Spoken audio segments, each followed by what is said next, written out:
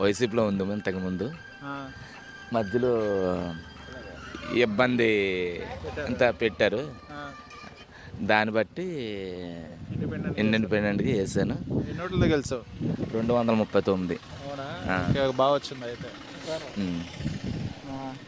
ఏంటి మరి ఈ రోడ్డు పరిస్థితి ఏంటి, అంతకుముందు ఎలా ఉండదు? చాలా సంతోషము. ఆ, ఎందుకంటే నేను బుద్ధెరిగి ఆ, ఎన్నో అంత పార్టీ నాయకులకి చాలాసార్లు చెప్పడం జరిగింది. ఆ, అలా సంవత్సరాల నుంచి కృషి అంత ఇది కష్టపడ్డాము, కానీ ఫలితం లేదు. ఆ, ఈ కూటమి ప్రభుత్వం వచ్చిన వెంటనే ఆ, ఈ రహదారి అనేది ఆ. నిర్మించడం అయితే జరిగింది. రోడ్డు వేసారు కదండి, పశ్చాతల రోడ్డు ఎలా ఉంది వేసిన తర్వాత? బాగానే ఉందండి రోడ్. బాగుందా? ఇదివరకు ఎలా ఉండేది? ఇది వరకు మరి గోతులు శుభ్రంగా కొట్టుకుపోయి ఏదో ఏ పక్క దిగిపోయిందండి.